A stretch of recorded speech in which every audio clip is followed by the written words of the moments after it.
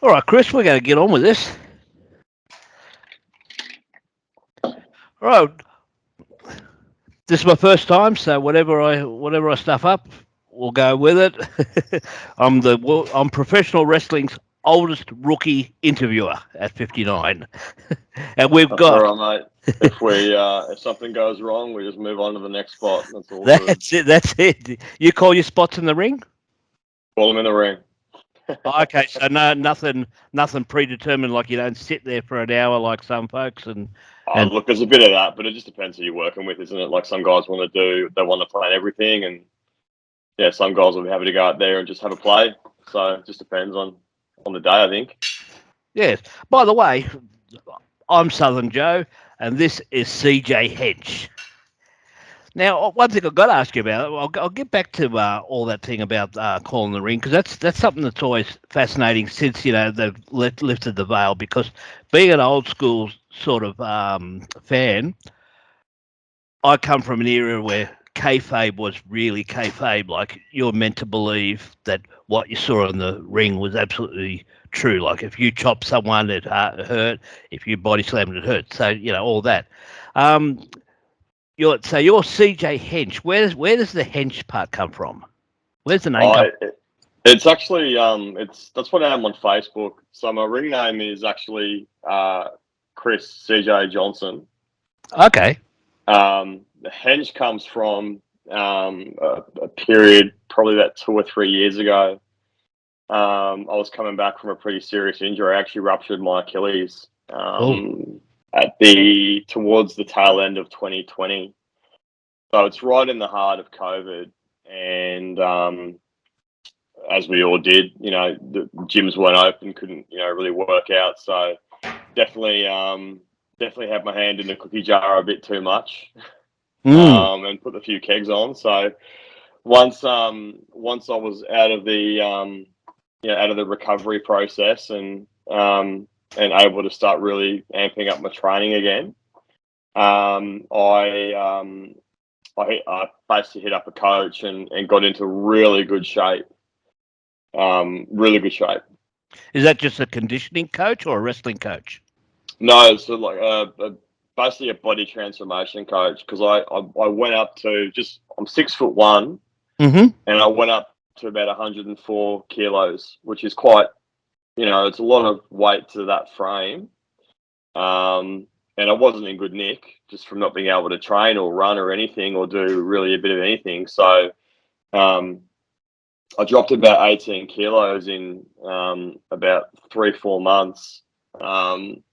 And throughout the process, I've got quite a few mates that are in the UK, and they all started calling me Hench, which is a British term for, a bloke who's in pretty good nick and has pretty good muscles and those sorts of things. So it sort of You caught got to. fire there, and then just sort of ended up on T-shirts and ended up on my gear, and yeah, just haven't really looked back. So it'll be the Hench. If I get asked if I'm going to the ring, what my call out to the ring, it'll be it's Hench or the Hench weight. Well, it's easy Any if of it's those sorts of memorable. things. Yeah, it's Yeah, easy, it's exactly. memorable, and yeah. So you're a decent size, being because like while you're giving the explanation, 104 kilos comes out about 230 pounds.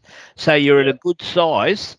Now I've looked at you on YouTube and so forth. I saw a profile package that was wrestling in Britain for a while Yes. with IPW. No, IPW is actually here on the Gold Coast. Oh, it is. Oh, okay. Because there is one in the UK. So that was a little reel that I got asked to put together to send to promoters overseas, Mm. so they could see what I'm about, basically. So, and most of the footage there was just from IPW because it's all easy and to hand, so it's easy to put something together and get it sent. So, because I needed to get something put together pretty quick because it was getting pretty close to me getting on the plane Oh, right. earlier this year. So, Who did you wrestle for over in the UK? oh god, a few places. I did PCW up there in Preston. Okay. I did UPBW, Superstars of Wrestling. Did a few shows for Marty Jones, so his Squared Circle Academy. Did Oh, some training there. I've heard of Marty Um, Jones. Yeah, no, I just did some wrestling in Wales too, for Pusztai. That's probably the five I could rattle off now. There was quite a few. And what did you find different between wrestling in the UK as opposed to Australia? Oh, it's certainly different, and I think obviously it's wrestling is perceived a bit differently over there compared to what it is here. I think, um, especially in the last few years with um, obviously the genesis of NXT UK and I guess wrestling becoming part of the forefront again in the British conscious. Um, but it's they respect the technical side of things over there. There's certainly it's certainly I found it was quite a bit of a culture shock in the sense of how the approach is to show day as well. Um, so what I can say there is, for shows here, the doors are at 6:30. A lot of guys are getting to the building about 12 o'clock, 1 o'clock. But I found over there, doors could be at 6 and everyone's rocking up at 5. I think everyone, they know each other pretty well because with the country being so much smaller and so many more promotions, and it's so much easier to get, to and from promotions. A lot of guys have worked each other, dozens of times. So Okay. they're able just to basically the things that they want to do and then just go out there and do it. So it was a great test in that respect to the stuff that I've learned over the 9 years that I've been doing it. And that what I can do can hold up in a completely foreign setting, new opponents, new crowds, new formulas, and just really just throwing myself into the deep end and just seeing if I'm going to sink or swim. And the feedback I got was that I think I did okay. I managed to swim pretty well, which was good. So, Oh, that's good. Then, what notable opponents did you have over there? the highlight for me over there, there's a couple of guys. One was a guy called Rossi Rascal. Mm-hmm. It was PCW. They had their Road to Glory, which is their tournament they run every year. Yep. And Rossi is such a special guy. He's such a sweetheart. And he's the local boy from Blackpool. So He could start crowd was another firmly behind him. They loved him. They booed the crap out of me, and we just had fun. We just went out there and had fun. We didn't have to think about it too much. We just had a bit of fun, and then a couple of days after that, I was able to wrestle probably one of the absolute best technical guys in the UK. I wrestled a guy called CJ Banks, who is phenomenal, absolutely phenomenal. And this is a guy that's wrestled guys like Neville, Puck at the moment. Puck, yeah. Finn Balor, but Fergal Devitt. So he's been in there with a who's who, and just to get in there with him and sit under his learning tree, and just pick his brain as well. We had a good little match, a fun little match, and then I just spent time just sitting with him and just picking his brain. And dude, that guy is amazing. So it was just a highlight to be in there, and just from from when the match was booked to going online and seeing and I'd seen him wrestle before. If I'd seen him wrestle Finn Balor in a match that I'd watched years ago, and I was a big Finn Balor, guy at the time, but I thought, gee, this other guy's pretty good. And then fast forward 5 years later, and I'm getting into the ring with him. So that was pretty cool, Yeah. Well, I love Neville. I mean, I like I like most styles of wrestling, but if you're going to high fly, if you're going to do any sort of wrestling, do it with meaning that you're trying to win the contest.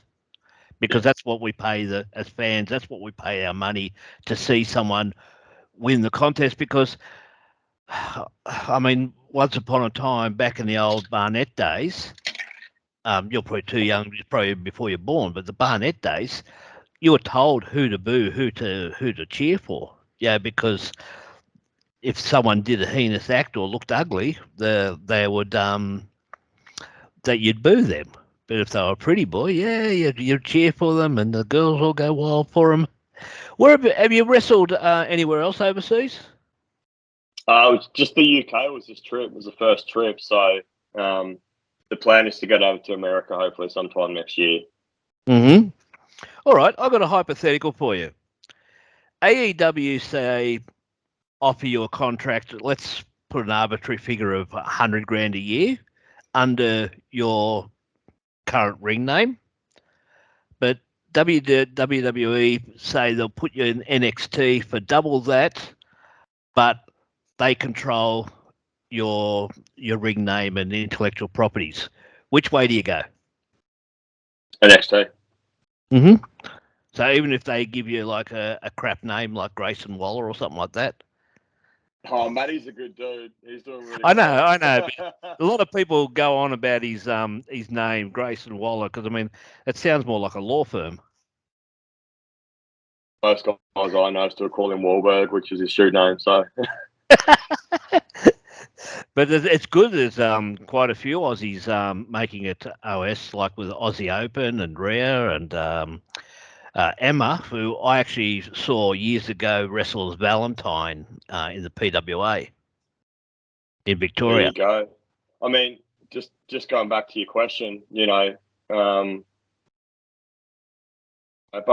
both companies are obviously, um, doing really well. But I think certainly, when you if you get that offer to go to one or the other, I think you win either way. But I think the education you would get within the walls of NXT would be, worth the sacrifice of, taking on whatever name that they give you, because they might be giving you a crappy name, but they're giving you a platform. They're giving you a platform to show what you're about. They're giving you that exposure, It's still a bigger audience. bigger audience, Yeah, yeah. and even if your time ends there, you'll be able to, ride on that wave elsewhere. So, and there's a few guys over in the UK, that all got released after NXT UK, shut down. They're obviously thinking about turning it into NXT Europe.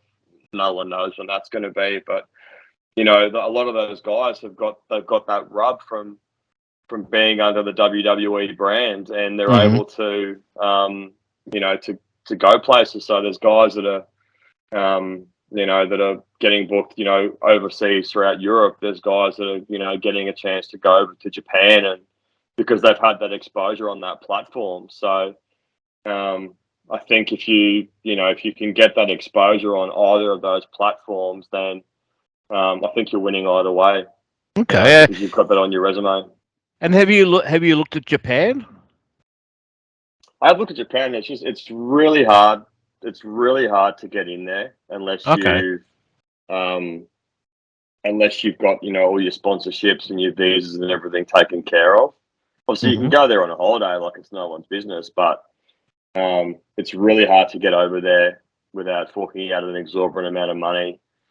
But if the chance to go there was on the table, and it was to go over there and be sponsored and get the visa to wrestle there, I'd do it in an absolute heartbeat, Mm. because the Japanese audience still, again, they respect the contest. They respect the physicality, that could sometimes get lost in the Western markets. So, if there's a chance to go to Japan, I'd 100% take it, because, again, why wouldn't you? Yeah, because from that reel I saw of you, there was a lot of physicality. There was because you seem to have a mix of the old school, new school style, and also your physique. You're not a condom full of walnuts, but you're well defined, and you got that old fashioned thickness like a Ron Miller or a Mario Milano used to have back in the day. So it's a proper wrestler's body. Yeah, I mean, the style, of, it's the style that I've sort of, ascertained towards has certainly been a hybrid of, my time in the UK and then also my time over here. Mm-hmm. Even just recently, I've managed to sort of find a hybrid of the two where, there is that technicality, but then it's also quite physical, and it is hard hitting. And, and just being, being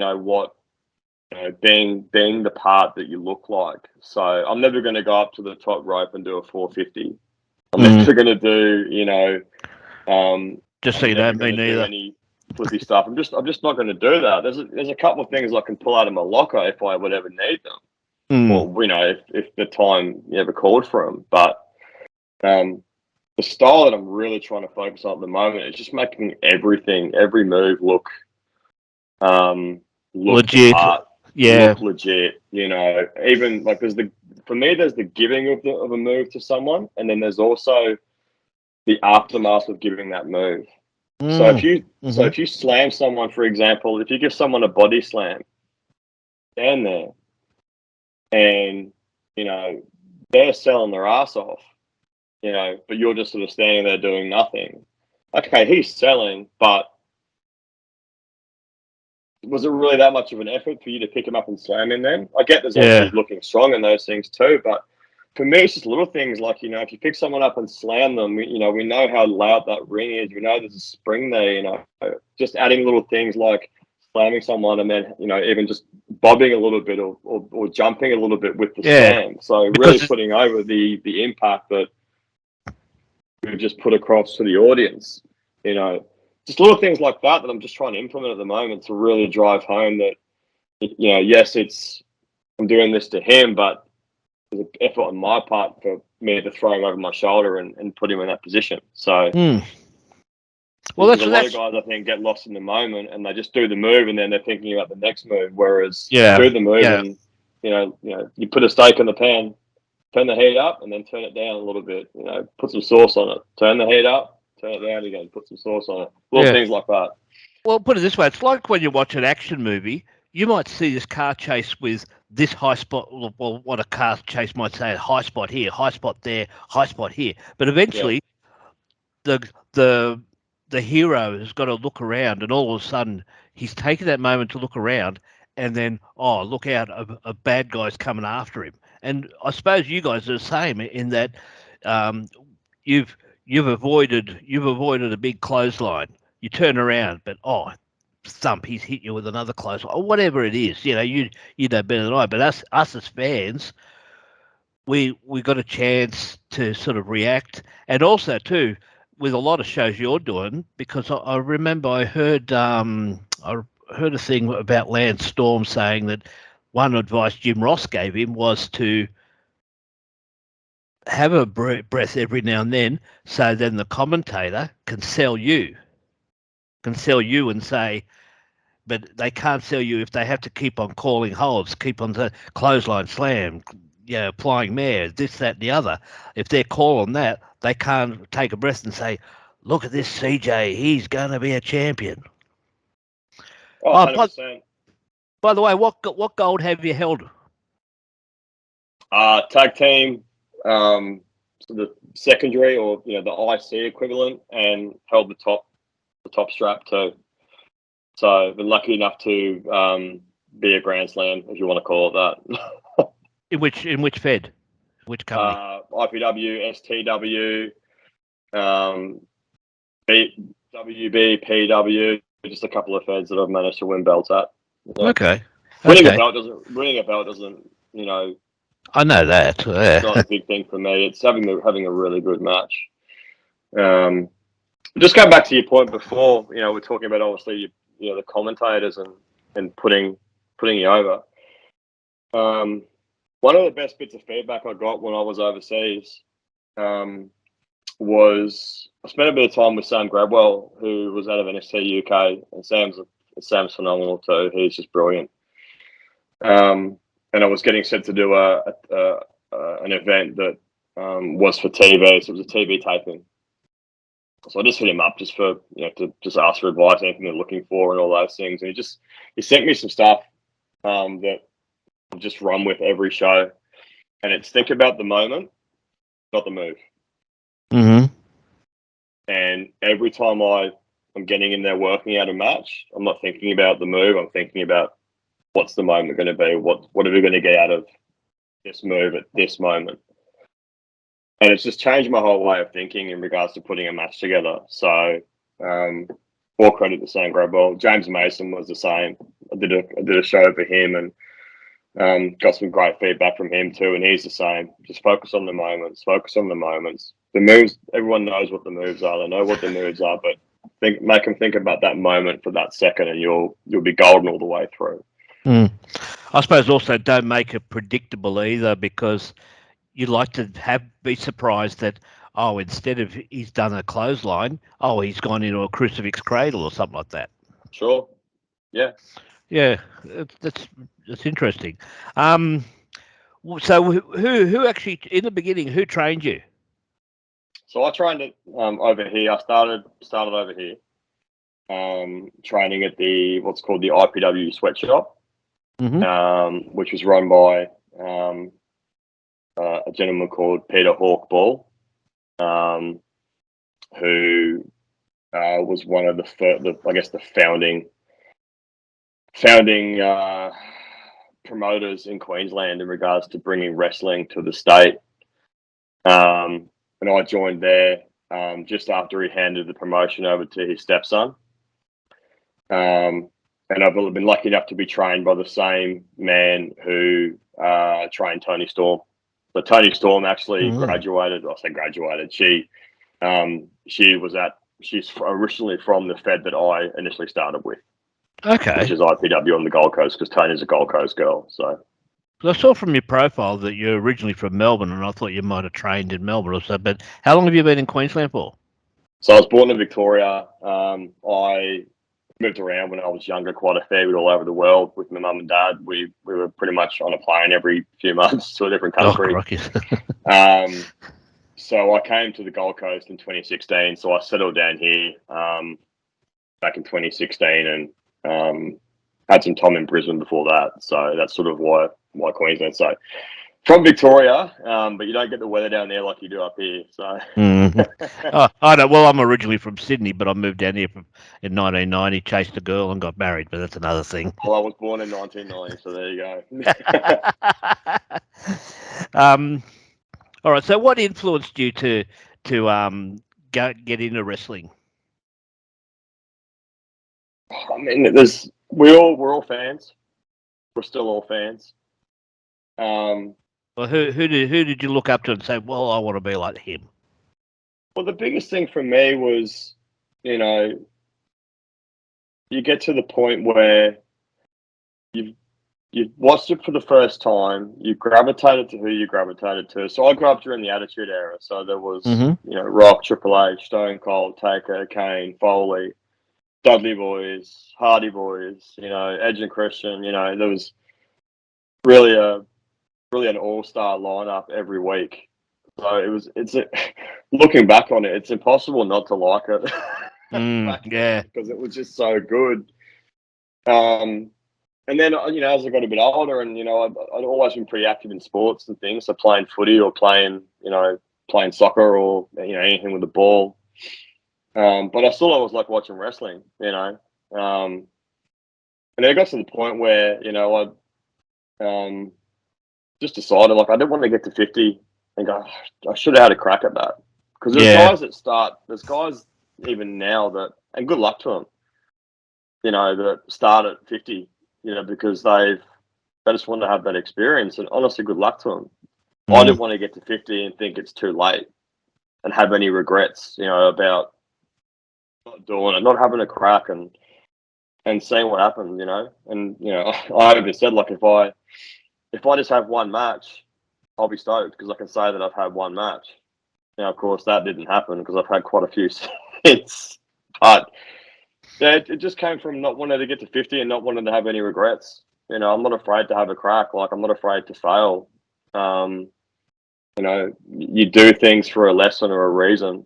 And, I know my reasons for doing it, and I've learnt many lessons along the way. So, and I'm still learning every day, which is, for me, is the reason to keep grinding and keep going.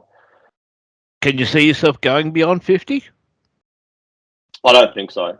Unless, obviously, circumstances change, But I don't see myself going at 50, but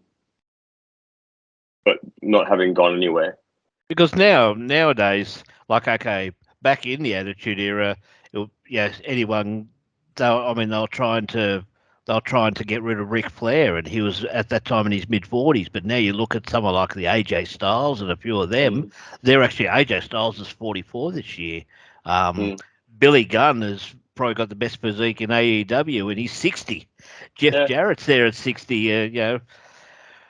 There was panning of Ric Flair's last match, but for what it was, they said it wasn't going to be Flair versus Steamboat, but for what Mm, it was still entertaining. And the entertainment is what sells the tickets, not whether you can be the biggest flipper or even the most technical wrestler. But mm, yeah, what you're doing right is concentrating on what we are feeling and drawing us in and say, well, there's your repeat customer, mm. and that's going to be important down the line. Oh, of course. Like I say, if things were to change where this became, my full-time gig for the next 15, 20 years, then of course. But I don't. If I don't go any further than then I don't see myself doing it at 50. I don't see myself being a weekend warrior at 50. Mm-hmm. Because I don't want to. I just don't have any desire to do that. Now, obviously, if I was to get signed or to go places with this, then of course that would be different. But I've got no desire to stay too long if that's the case. Have you got any promotional videos floating around with some of the feds, even if it's Impact or MLW or anything like that? Oh, look, it's a lot of that's done through through promotions or through schools. So you go through your schools, go through your training, go through your trainers, and I've always got a reel or a resume that I'm constantly updating and then Mm-hmm. flicking it out to wherever there's a chance. Sometimes you hear back, sometimes you don't. But it's just about just keeping grinding, just keep grinding, and Mm. just keep working on your craft, and then you just never know what could happen. So I think if you get all too consumed with with something happening, then you can really lose sight of what you're actually trying to do. So if I can get to the point, where I'm continuously letting my work speak for itself, Mm-hmm. um, then there's always a chance that Yeah. something could happen. So With the tour, the Full Throttle tour later this year, are yourself or any other Aussies going to be on that card? Because they're only been advertising all the Americans. yeah, So are you getting a gig on that, or do you know of any Australians that are going I've to be on that? got a few mates who are actually getting on the Brisbane leg, which is pretty cool. I spent some time with Franco Varga when he was overseas in the when he was doing some stuff in the UK. He's out here later on this year, so I'll catch him for that. I dare say I'll be there. I'll be there in some capacity, whether it's just driving him around or. But yeah, look, there's a few guys in a couple of the schools here. A couple of the guys who've trained overseas, who've managed to get those opportunities too. So there's guys like Tim Hayden. There's a guy called Mitch Ryder who up here is doing really well. Mm-hmm. He's trained at the Fale Dojo. He's trained at Black and Brave. Him and his tag partner Timmy Hayden. So Mm-hmm. they're the sort of things that I guess that those feds are looking for at the moment. For me, I'm just continuing to put the work in. So Yeah. the whole point for me for that UK trip was to get over there, get into Marty's school, and get an education in there, and then just get out there and work as many matches as I can, which ultimately is what I did. It's always the And hopefully reps. that leads, hopefully that leads to some opportunities down the line as well. So with America being on in my sights for next year, a lot of the focus is really going into that. To be honest with you, for me, And also getting the networks happening. sure, yeah. Mm, mm. So what's next for the great CJ? I What wouldn't say great. what's next for you? I'm putting you over, trying to put you over. Like, for me, it's just continuing to work on my craft. So I continue to work on my craft, not be afraid to fail. I'm not afraid to go out in front of a crowd and shit the bed. because really, who cares? But have you got a match coming up? I do this weekend, so I'm going up to Wide Bay Pro Wrestling, which is a fed that's based just up near Maryborough towards Harvey Bay. That's and I'm for wrestling our with a guy. overseas folks. Whereabouts in Queensland is that? That's it's about probably 2 hours north of Brisbane, 2.5 hours, 3 hours north of Brisbane, I would say.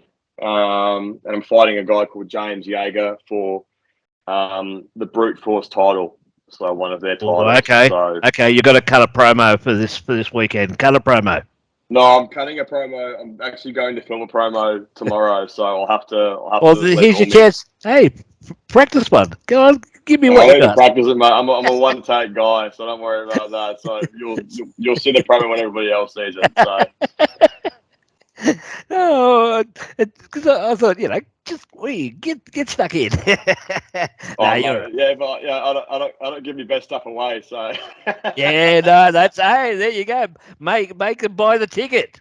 there That's you old go. school, That's man. it. That's old There school. you go. That's it. That's good. That's good. Yeah. How big a crowd are you looking at up there? It should be pretty good. From what I'm hearing, the pre-sales are pretty good. Up there can be you can be battling other events that are going on. Mm-hmm. But Wide Bay is they just got under new management in the last 12 months, and they're really building something up there. So, been lucky enough to be a part of a few of their shows. Mm-hmm. Looking forward to.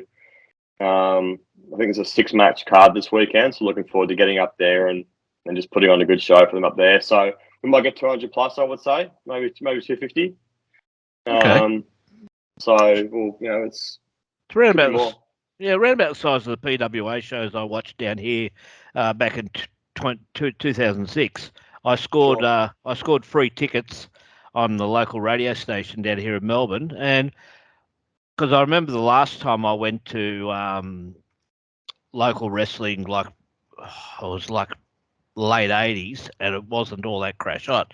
But the PWA stuff, it was as good as anything in America. And Yeah. I've seen, and I sort of keep up with it, sort of not. But what I see, it's there's a lot of effort that goes in with the local wrestling, a lot of effort because I mean you're fighting women. I mean you see some of the Americans when they I mean, some are putting in really great efforts, but others are taking it for granted. You look at the tribalism over there when they're talking about, AEW doesn't draw tickets, and then you know why they did 80,000 at Wembley is because it's their once in a lifetime chance to see top line wrestling. So you guys have to bust your butts to get. You know, the best place for them to host that would have been in the UK because wrestling fans over there they're just so passionate, and because again the product has been, it's a smaller place and it's easier to get to London from anywhere in the Mm-hmm. UK. And fans have a lot more access to the product Mm-hmm. with there being so many. Every place in the UK has got a local wrestling promotion. You can drive an hour and a half, 2 hours out of that town. You can get to another one, Yeah. which is what I did. There's a couple of nights there where I had a show around lunchtime, and then I was on a show that evening Oh, on that's all right. a That's Sunday. good. So Yeah. you can do that. That's So they're always gonna. It was very smart to have that there because the fans are going to pay their money to see it because it's wrestling. It might be as close to to WrestleMania or any of those things that some fans might get the chance to go and see, and it's in your backyard. So obviously they just announced here that WWE is coming to Perth next year. So how how passionate is the fan base there in Queensland? there's a pretty dedicated following here, certainly. So you see a Yeah, lot of the same fans each week. certainly. There's fans that'll make the trip. Depending if it's 15 minutes down the road from them, or if it's the 4 or 5 hour drive up to Gold Coast anyway, but 4 or 5 hour drive from here to Harvey Bay this weekend. Mm. There's fans that will make the trip to see the wrestling, and you we know a lot of some of the fans by first name basis because we see them at shows every other week. So shows here are a bit tricky because some feds run on the same day. So some fans have to pick which one they're going to go to. That can depend on obviously who's on the card, etc., location, etc. And sometimes you get lucky where there's just a different show every weekend. So you can get to all of them, which would be ideal for everyone, really. Yeah. And Oh, sorry. No, you're right. Wrestling fans in general are just dedicated, aren't they? Yeah. I think you put a ring somewhere and they'll show up.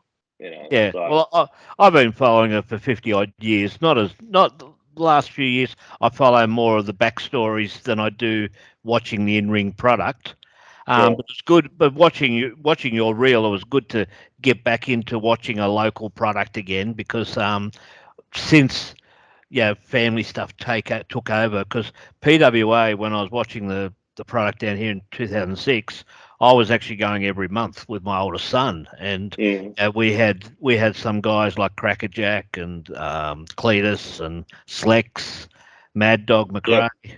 Some of those guys, I don't know how many of them wrestle anymore. I'm pretty sure Crackerjack doesn't wrestle anymore. I think Crackerjack is. I saw that Warzone, which is one of the feds he was in, is making a comeback. Oh. The coach that I train with, when I did my body transformation, he's wrestled Slex, he wrestled Adam Brooks, he's wrestled Crackerjack a few times, wrestled Rocky Monaro, he's been in the ring with all of them. So he's actually an ex-wrestler, my coach. So a lot of those names, I dare say, he's been in the ring with, and some of them are still going. Slex is doing big things. Brooksy's just doing a thing in Japan at the moment. And Brooksy and Slex are actually coming up to Wide Bay in November, so we'll see them. Oh, that's good. That's good. Yeah, they're getting around too, which is pretty exciting. So he was really good because he was just getting his steam up and just starting the main event back in 2006. He was just starting the main event stuff because before that there was other guys like Con Harpus and some of the others and Cremator. But I'm pretty sure he doesn't because I know he did his knee back in 2006. So they were, but then, like in the last few years, it's really good because now instead of some of the wrestlers just if they're going overseas, they're not going to bigger places, but now they are. So it must open a door where the Americans are noticing more of what the Australian content is like.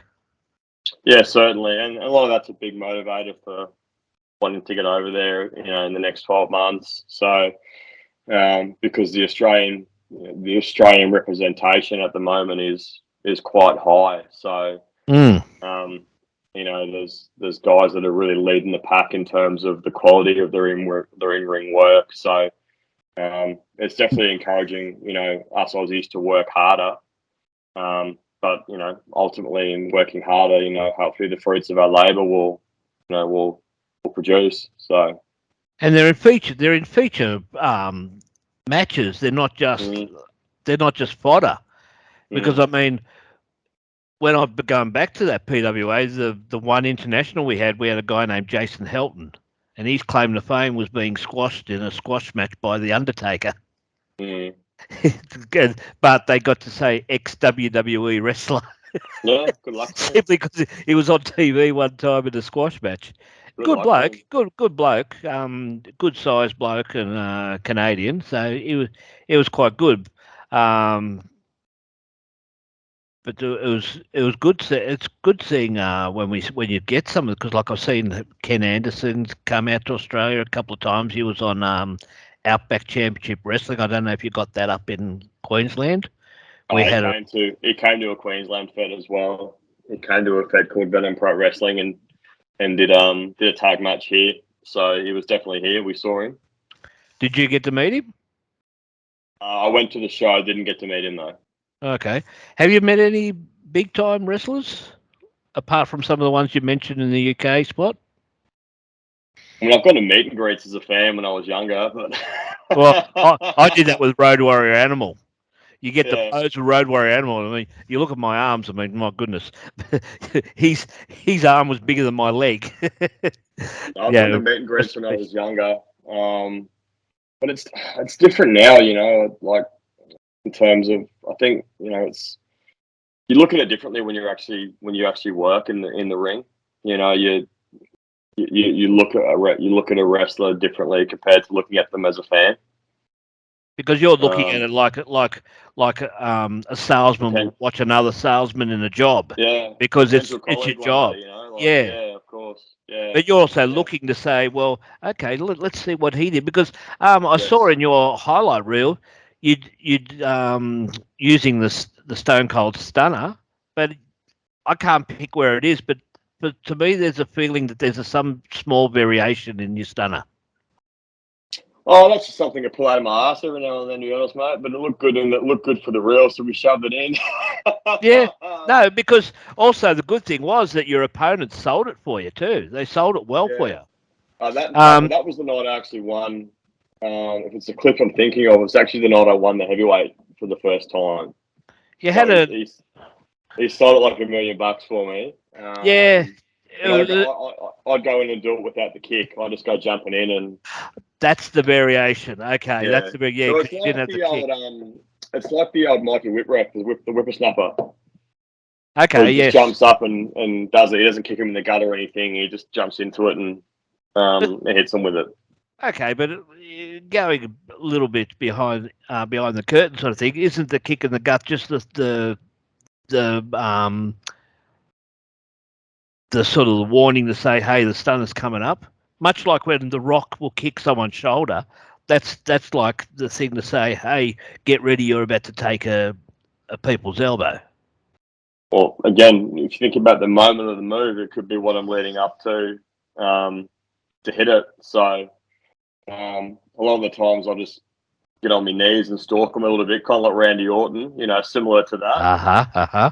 and then just explode and hit it. So So you and want it you like depends, your audience is conditioned to have seen me do it a few times, and I've won with it. They're conditioned to know that's probably how the match is going to end. So when they see okay. it starting to happen, obviously they're going to hopefully react to it. But okay, so you're looking at the explosion of doing it in one move rather than the kick in the gut, which actually conditions the audience to say, "Hey, the stunner's coming up next," and conditioning your opponent to say, "Hey, you're about to cop a stunner, sell for me." But your one motion, bang, and the guy knows because he's tucked himself in and so forth. Whatever you guys do, he knows Mm. to sell it anyway. Well, I think it's just that explosion, and again, it's something that that I've poured out to win matches before. Mm-hmm. But I think it's sometimes the better pop is for you to hit something and then for the crowd to realize you've hit it, Mm-hmm. as opposed to knowing that it's coming. Because obviously in that respect, they're realizing that potentially your opponent is in jeopardy and you could win. Or if you're working as a heel, then the babyface is in jeopardy because he's about to lose or potentially could lose. Mm-hmm. So the reaction there is it can be, the moment can be tailored depending on what story you're actually trying to tell. Mm-hmm. That's my interpretation anyway. Okay, no, fair enough. Because I've always I like the idea that a finisher is a finisher and not a transition move. Yeah, of course. Because because I mean now with especially like in big matches, it seems like someone's got to hit six stunners, hit them over the head with a lead pipe, No, shoot no, them in no, the no, back. Yeah, no, but no, no, no. well, No, I say okay, that's a good old school attitude you got there. That yeah, the finisher is the finisher. yeah, of course. You know, Mm, yeah. and just but these days you can protect your finish. There's a million ways to get around a finish. You might you can hit someone with a stunner and the guy's been working you back for the whole match, so it just takes a little bit longer to get to pin him because he's been stomping on your lower back for he put the camel clutch on you before, so your lower back's completely torn up. So Okay, you so it's in you the you story.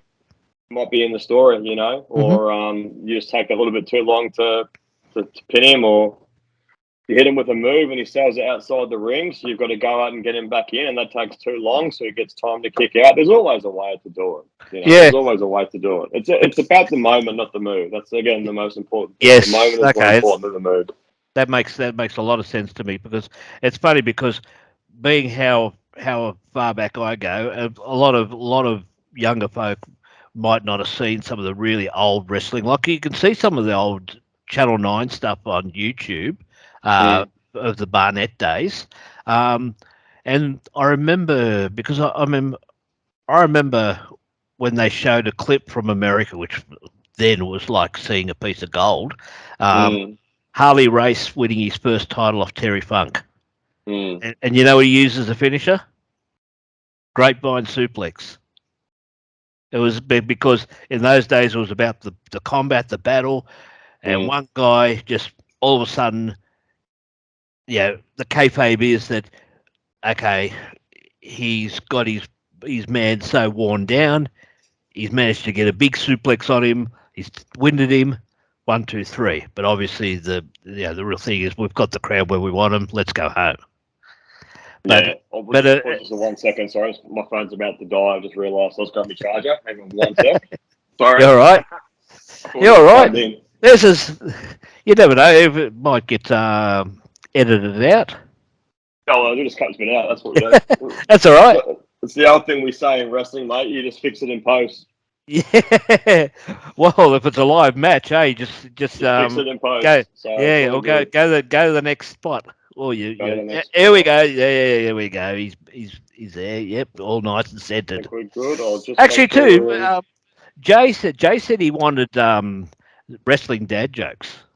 Wrestling dad jokes. Yeah, so I'm going to test you out with two wrestling dad jokes. First one. Now, you know your wrestling history a bit. Yeah, I'd go okay, but I mean, it depends what we're talking about here. Okay. You got a lineup of 5 people. Yep. In this order: Vince McMahon. Yep. Shane McMahon. Yep. Ollie Anderson. Don Morocco. Wayne Johnson. Right. In that lineup, would you reckon that Dwayne Johnson was third rock from the sun? That's terrible. All right, I got a better one. No, well, you know what? I can count. I'll counter that. Yeah. Go for it. Well, they would probably just say that he's not doing that, and it's not good enough for him. I need to move in between the middle, so be the fourth rock from the sun, I would say. Fair enough. Now, what's the most common thing that's shouted out in the Luchador Stripper Club? Don't know. Show us your face. Oh, jeez. Okay. Yeah. All right. Okay. Well, I'll give up on that. I was doing so well.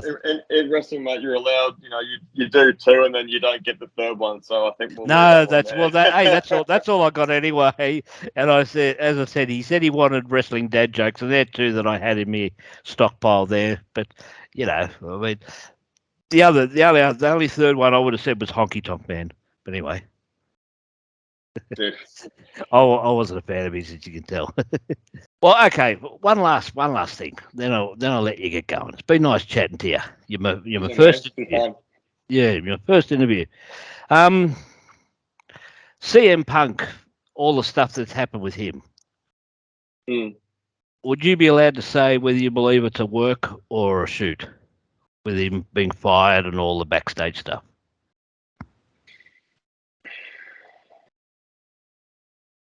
I mean, I don't think it's a work. I think. Does that go for both? Does that go for both incidences? For last year's brawl out and this year at Wembley? Oh, look, I think if you're doing something, or and I don't think anybody can speak for CM Punk, but I'll have a go. I think if you go from being away from this for ages,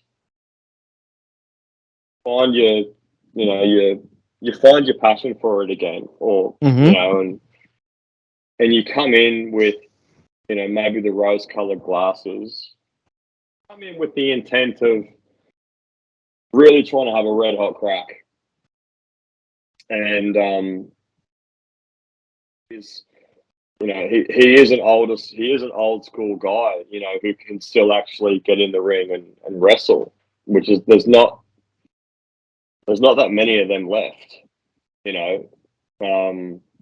Okay, but so is Jarrett, so is Danielson, so is Billy Yeah, Gunn. sure. Yeah, sure. But like, what I'm getting at is that's some good points there with those names. But if any of those guys went away for years, there was always that underlying thing that potentially he could come back. But I think being being an absolute top guy, if you go away for so long, it was the same with Stone Cold for 20 years. There was always that underlying that he could come back. Mm-hmm. And, obviously he did eventually, and, that was amazing. But I think with Punk, it's, he's found his passion. He's come in, and it's all new, and there's a bit of old there. And obviously, there's guys he's worked with before. He would have been keen to probably get in there again with in a different format, different crowd, different setup. If you've got, if there's guys there that are, from what we've seen, are constantly, in his mind, or looking at it as devil's advocate, trying to cut you off at the knees, because for whatever reason, because pro wrestling is quite a petty industry. It is. It's just there's no way around it. Mm-hmm. I think you're going to get to the point that that there is going to be some frustration.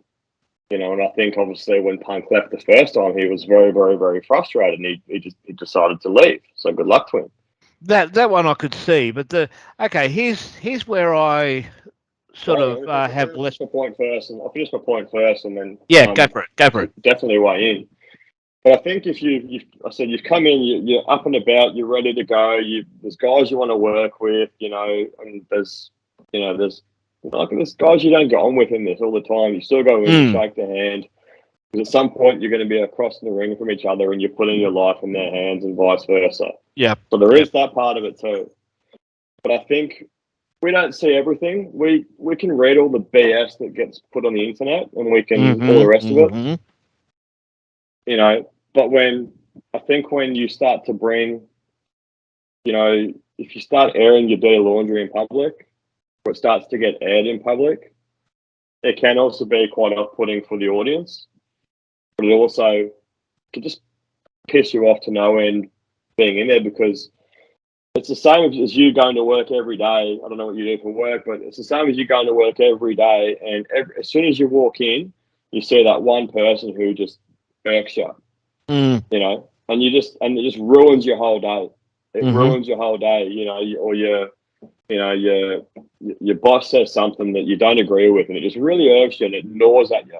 It just starts gnawing at you, like nibbling at you.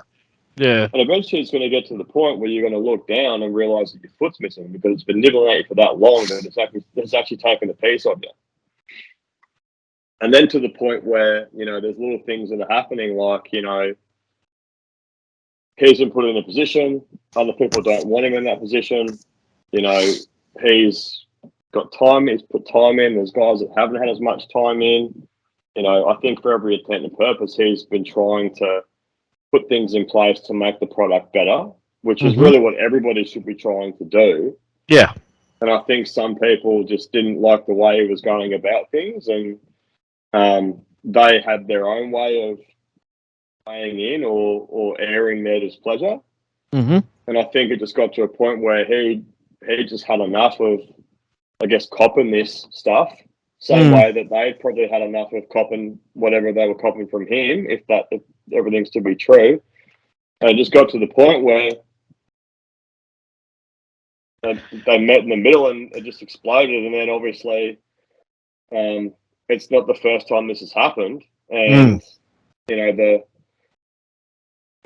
was never going to end well, considering that he's known there's Khan and there's obviously the Young Bucks and Omega and all them that are really pulling the strings in AEW, and that's just what it is. It was never going to end in. It was never going to end in his favour. He was always going to. There was always going to be a common denominator, I think, with this scenario in their minds, and what they've done is decided to take that away and go back to what it was before he was there, when it All was Friends Wrestling. It was just all them doing their. It was all them calling the shots and doing their thing, and that's the way they wanted it. Yeah, I hear you on that. I know there's all that narrative. It was all friends wrestling. They get a job for their friends. There were clues there that made me feel like it was a work, especially because there was a video on YouTube where it shows CM Punk coming in through Gorilla for his very first appearance when he came out on Rampage, and he had that rapturous 20-minute intro. And he's about to come through Gorilla, and they're already chanting CM Punk, CM Punk, and he's like this. Oh, is that for me? That sort of thing. Now, I don't know how much of that was a put on and so forth, but he goes through Gorilla, the crowd pops, but then the camera deliberately pans across to the Elite, and they're going like this. Go, and that came out about a month after the brawl out from last year, where the stories kept changing too. And even this year, when they say, "Oh, there's cameras all around Wembley," oh hell, there's bloody cameras at every major venue that's got security footage. Everyone's got a camera as well. Yeah. So why hasn't any of that come out? That's things. Being a 50+ years, and because I've seen and listened to enough stuff to know how much the major federations, even if it's someone like Impact or MLW, they're going to control as much of the story as possible, because they've got a system in place to say, this is what the story is going to be like. This is what's happening. And that's my opinion on it anyway. I think it's just an unfortunate situation that just came to a head. Mm-hmm. And, hopefully everyone just moves on, and, it still creates opportunities for other guys to get the nod to go forward. So it's just a part of wrestling. There's guys you're going to get on with, there's guys you aren't going to get on with. It's just the way that wrestling is, unfortunately. And sometimes you can all play nice, and sometimes you just can't, and it's the way it goes. Yeah, I understand. I understand. I mean, it's like any walk of life. I think really time will tell, because I even when the stuff happened last year, I was on a couple of AEW Facebook groups, and I said, "Oh, he'll be back. He'll be back once he's finished," because I knew he was injured. I think he pretty much went into that match injured. The one where the brawl out was, he went into that match injured. So it was, rather than play an injury angle, I'm under the belief he did that. But time will tell, because even last year, I said he'll be back, and people thought I was full of crap, but maybe this time it is real, maybe it's not, but time will tell. Time will tell. Just like time will tell whether CJ Chris Johnson will be a world champ. Never know your luck in the big city, mate. Never know. But so this weekend at Harvey Bay, Brute Force Wrestling. Pro Wrestling for the Brute Force Championship. Brute Force Champ. Sorry, you cut out a little bit. So what was the first bit before the Brute Force? So it's the federation's called Wide Bay Pro Wrestling. Wide Bay, that's right. You did say. The title is the Brute Force Championship. So I'm facing a gentleman called James Yeager, who I have wrestled before, but it's been a little while. So we'll get in there and mix it up, and hopefully I'll come away with some gold. That'd be nice. Okay, you working face there? Yeah, I'm a face up there. So he's pretty easy to boo, that guy. So makes my life a bit easier, which is good. So Because in the profile pic I saw of you too, you got a nice, mean, intimidating look. So you look like you can switch both from heel to face. Yeah, mate, it just depends. Obviously, it just depends. Obviously, where I'm needed. You know, you've got to be adaptable. Even when I was overseas, you know, I've been even that example I shared before, where I had a show at lunchtime, then I had a show in the evening. You know, I was heel at lunchtime, and then I was a baby face in the evening. So different feds, different strokes, different folks. So You wrestlers and your multiple personalities. My goodness. you just go. I mean, you go to a different fed, mate, and you've never been there before. You know, it doesn't matter what you were the night before. It just matters what you Yeah. are for the 15 minutes you're in there. So Yes. Yeah. I know. I was busting your chops on that last bit. no, but it's true. Like Well evaded, as we say in Australia, straight through the keeper. there's just there's so many guys that are just tied into, well, I'm a face, I'm a heel. You know, like, dude, just be whatever you need to be, and if you end up, you know, being both in different places, then funny enough, you're just still working on your craft. Because if you can only be a face and you can't be a heel, and someone says you be a better heel and you've got no idea how to do it, then you're going to be up shit creek pretty quick. Also, too, because nowadays it's like, well, I like this wrestler. I don't care whether he's working face or heel. I like this wrestler, and a lot of that started with the Road Warriors, because they just became so cool. They were bad guys, booed this, that, and the other. But then people cheered them more and more, and eventually they just spent most of their time as just intimidating faces. But it's more a tribal thing, like you support your football team. Your football team might be known as the bad guys to everyone else, but to you, that's your mob. They're the ones that you want to win every week. Yeah, like Collingwood. Oh, I'm a Carlton bloke myself. So, I was a long man, me, mate. So yeah. Oh, no, that's good. All right, CJ, it's been really great. You're my first interview, as I said. I hope everything goes well for you on the weekend, and you have a really good match. Get a good crowd in. I'd love to see you make it to America one day. It'd be great. Thanks, mate. Yeah, that'd be really, really good. I like your attitude, because you've got that old school mentality of being in the moment and being for the crowd, and not just not just get your movesets. Because I like the idea when they say call in the ring, because that, to me, that sounds like a more mastery type thing, something that's harder to do than just remembering a script. Because an actor can just remember a script, but you get that actor to do improv, and he's up the creek. Yeah, it's good to have it in your locker, and sometimes it's just more fun to go out there and just see what happens. You know, Yeah. if you've learned enough, then you know you should be able to do enough. So Cool. All right, CJ, I'll let you go. Thank you for your time. This has been Southern Joe for Falling Through the Ropes. Hope to see you again sometime. All the best to you, man. pleasure. Thanks, guys. Thank you. Cheers.